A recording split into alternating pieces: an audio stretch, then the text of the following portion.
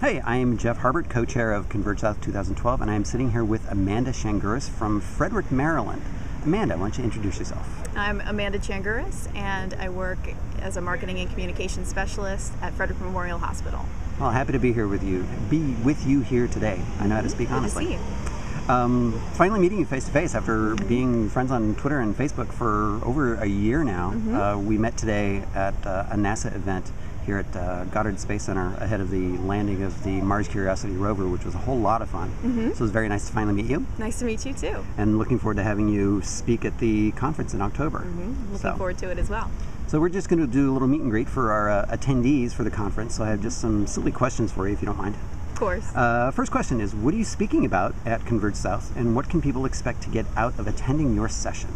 I'm speaking about handling sticky situations. So that's basically all the situations that come, well, not all of them, because I don't know all of them, but handling situations that come up in social media, people who are upset with your company, with your product, people who kind of have an off-message post that comes up on in your space and what to do about that. People can expect to learn the importance of having a policy, what goes into a good policy, an example of a policy that I've been using for a couple years now that's been pretty good to me. It of course includes maybe amended or adjusted as necessary, so that keeps us honest and adapting to situations as they occur. So lots of examples. I work in healthcare primarily, but I'll include examples inside and outside of healthcare, personal examples of situations I've dealt with, and then some from other walks of life, so to speak. Very cool. Sounds like it's going to be a very informative session. I hope so. I look forward to it. Next question. Which one do you prefer, Facebook or Google+? Personally, I prefer Facebook. That's Google Plus is something that I'd like to like. I like the idea of Google Plus, but the people I'm trying to reach haven't migrated there yet. And I think that a lot of people are in that same boat. I think if there was a wholesale movement of the population using Facebook, or at least a significant portion, to a service like Google Plus, I think more people would go. But right now, I'm a communicator for a hospital, so I'm trying to reach people, and primarily, they're on Facebook right now. You got to be where they are. Yep. Absolutely. Apps for your smartphone, and I noticed you own an iPad. Yes. Do you like free apps, or do you pay for apps, or do you like free apps? I'm totally cheap. Totally cheap when it comes to apps. I really love free apps, to be honest. I'm trying to think of an app that I've actually paid for, and it's not coming to mind, to be honest. But I find that if there was an app that I really wanted the functionality, I would pay for it. But generally speaking, what I'm using my Apple devices for are pretty much the things that have free apps associated with them. Do you have a favorite app on your iOS devices? I'm always on Twitter. Yeah. So that's a biggie. The Kindle app, I do a lot of reading on there. Nice. So those are my top two. Okay. What is the best piece of advice you've ever received?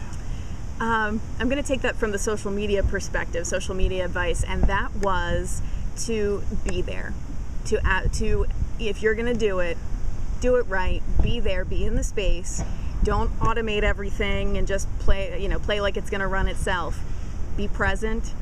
Be available for the people who are following you or who like you, and be willing to engage with them, because that's really what it's all about. And I know that's very basic, but there are a lot of people who are missing the boat on that one. Oh, you're absolutely right. In fact, you just reminded me of something that a point that Chris Brogan makes rather frequently, and it is that people are always surprised that when he replies to them, and which surprises him, because it's such a low barrier of entry, replying to somebody. So right. What do you lose? Well, we were on our tour today. I replied to somebody who was talking to the hospital about their billing experience, and it happened to be a compliment, so that was nice. But if it was not a compliment, I could have, while we were on a tour here at NASA Goddard, stopped, dealt with it, made a phone call maybe to the billing department. I could handle that from wherever I was, and it doesn't take long. It doesn't take a lot of effort. So invest that little bit. Absolutely. Could not agree more. And last question for you. What is your favorite social media monitoring app? I've just started using a tool called Argyle Social. It's, from what I can tell, sort of a slimmer, tighter, more like essentials version, if you want to use Photoshop lingo, of like a Radiant 6. But so it's lighter in terms of functionality, but it's also much less expensive, which for a nonprofit hospital like I work for is certainly a good way to do social media. It does monitoring. You can set up a calendar so you can automate posts if you need to. I have it, we have a blog, so I run posts through Argyle Social and then out to Facebook and Twitter, so that portion's automated. I set it up for times when I'm available, when I know I'm going to be around if somebody wants to talk about that post. But I do that. It also offers measurement, which is key. I've been struggling to find a good way to measure what kind of an impact I'm having in our public and on our social media community. And it's given me some good reinforcement of what my gut was telling me, you know, that we had pretty decent engagement, that things were, you know, that we had, you know, a good number of clicks on links that we were sending out and things like that, but it quantifies that for me and for a relatively low price. So I don't want to turn it into a complete sales pitch, but I have been impressed with that tool. It's got a very TweetDeck-like interface. They call it a waterfall, and so you can, you know, look through there, and it works almost exactly like TweetDeck. And they've been very responsive with requests from users for different functionality, like through the waterfall right now, you can't tweet a photo. And so they're working on that right now, and they're adding that functionality. So it's one of those things where if you have an idea, they're very receptive to it, and I like that kind of company. Excellent. And what was the name of that app again? Argyle Social, like the socks. Argyle Social. Or the sweater.